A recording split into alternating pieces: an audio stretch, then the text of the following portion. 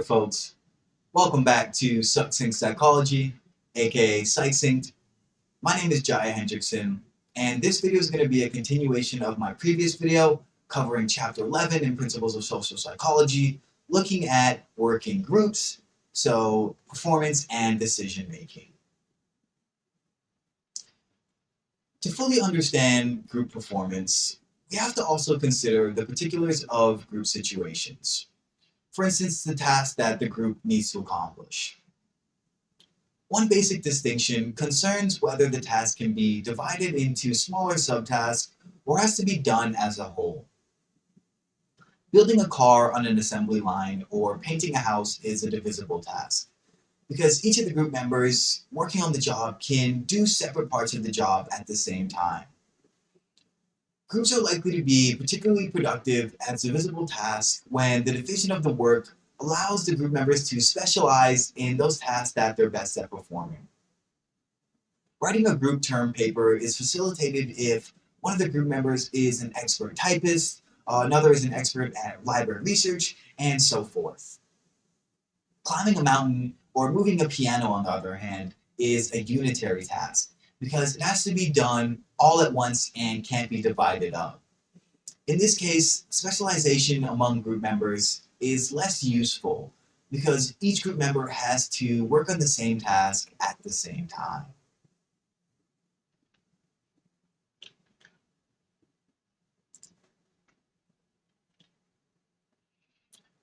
Another way of classifying tasks is by the way the contributions of the group members are counted or combined. On an additive task, the inputs of each group member are added together to create the group performance, and the expected performance of the group is the sum of the group members' individual inputs. A tug of war is a good example of an additive task, because the total performance of the team is expected to be the sum of all the team members' individual efforts. On a compensatory or an averaging task, however, the group input is combined such that the performance of the individuals is averaged rather than added. Imagine that you wanted to estimate the current temperature inside your classroom, but you didn't have a thermometer. One approach to getting an estimate would be to have each of the individuals in your class make his or her best estimate of the temperature and then average those estimates together to create a group judgment. On decisions such as this, the average group judgment is likely to be more accurate than those made just by one single individual.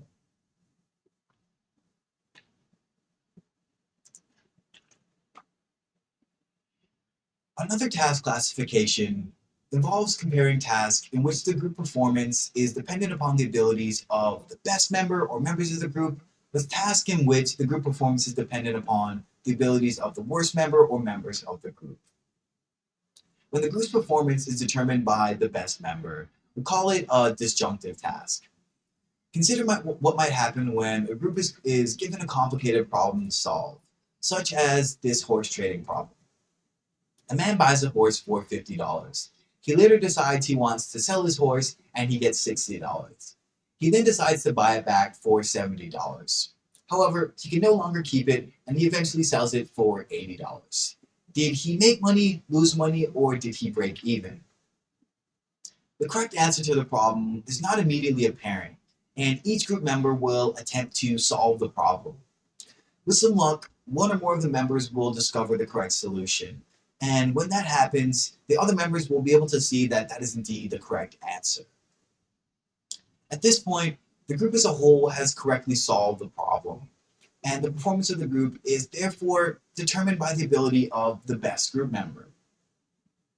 In contrast, a conjunctive task is when the group performance is determined by the ability of the group members who perform most poorly.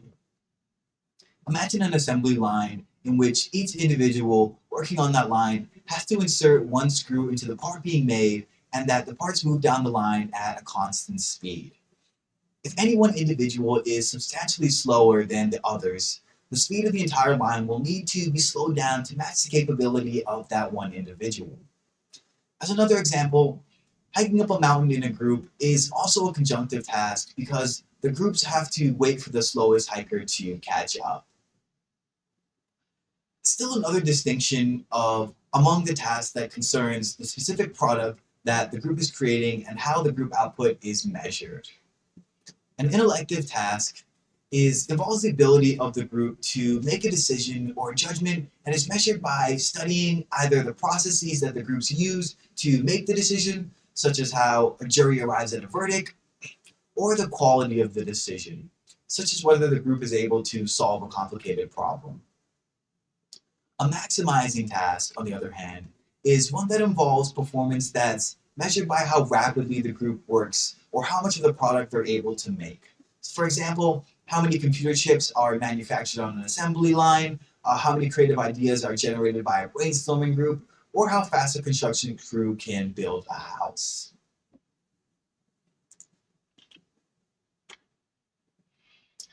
Finally, we can differentiate the intellective task problems for which there is an objectively correct decision from those in which there is not a clear best decision. On a criterion task, the group can see that there's a clearly correct answer to the problem that's being posed. Some examples would be finding solutions to mathematical or logic problems, such as the horse trading problem we just discussed. In criterion problems such as this one, as soon as one of the group members finds the correct answer, the problem is solved because all the group members can see that it's correct. Criterion tasks in which the correct answer is obvious once it's found are known as eureka or aha tasks, which are named after the response that we have once we see the correct solution. In contrast to a criterion task, in a judgmental task, there is no clearly correct answer to the problem. Judgmental tasks involve decisions such as determining the innocence or guilt of an accused person in a jury or making an appropriate business decision. Because there's no objectively correct answer on judgmental tasks, the research approach usually involves studying the process that the groups use to make the decision rather than measuring the outcome of the decision itself.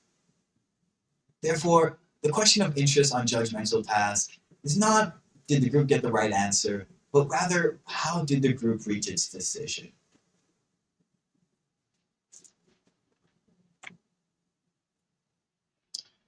Process losses are caused by events that occur within the group that make it difficult for the group to live up to its full potential.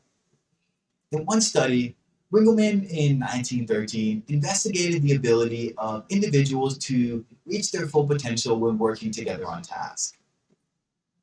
Wrinkleman had individual men and groups of various numbers of men pull as hard as they could on ropes while he measured the maximum amount that they were able to pull. Because rope pulling is an additive task, the total amount that could be pulled by the group should be the sum of the contributions of each of the individual group members.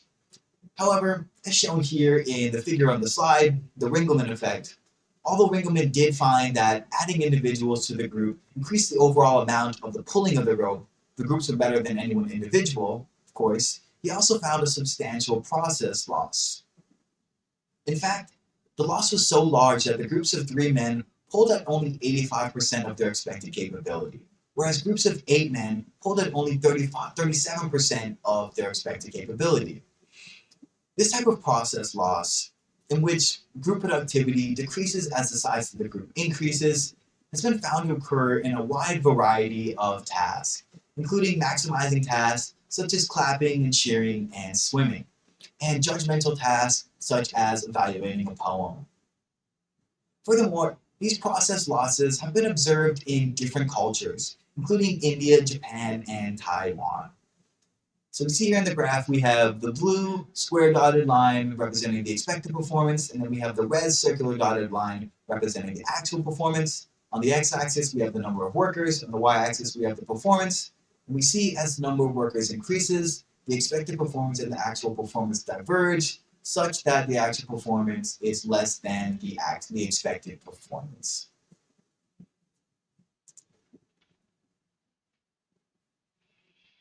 In addition to being influenced by the coordination of activities, group performance is also influenced by self-concern on the part of the individual group members. Since each group member is motivated, at least in part, by individual self-concerns, each member may desire, at least in part, to gain from the group effort without having to contribute very much. You may have been in a work or study group that had this problem. Each group member was interested in doing well, but was also hoping that the other group members would do most of the work for them. A group process loss that occurs when people don't work as hard in a group as they do alone is known as social loafing.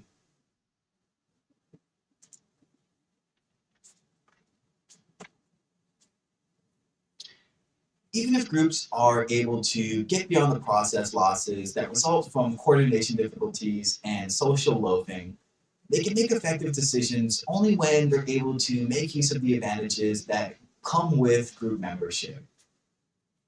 These advantages include the ability to pool information that's known to each of the members and to test out the contradictory ideas through group discussion.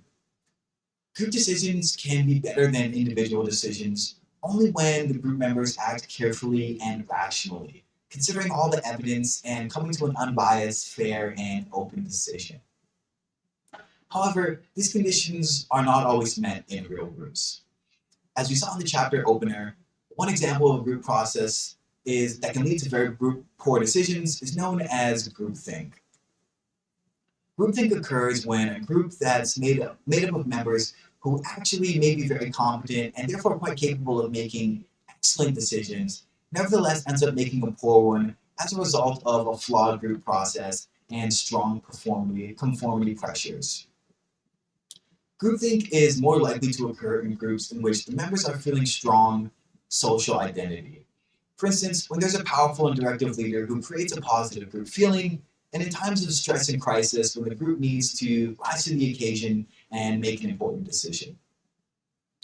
The problem is that groups suffering from groupthink become unwilling to seek out or discuss discrepant or unsettling information about the topic at hand, and the group members don't express contradictory opinions. Because the group members are afraid to express ideas that contradict those of the leader, or to bring in outsiders who have other information, the group is prevented from making a fully informed decision. So we see here on the slide, we have a little meme. The leader is saying all those in favor say yes. Everyone says yes, yes, yes. But what they're thinking is, we've got to be kidding. Heaven forbid, perish the thought. Say it ain't so. So this just demonstrates how the strong conformity pressures can prevent people from speaking their minds, and that can help make a more informed decision. Alright folks, this is going to conclude my second video covering Chapter 11 in Principles of Social Psychology, looking at working groups, so performance and decision making. I hope you found it informative, and I'll see you guys in the next and final video.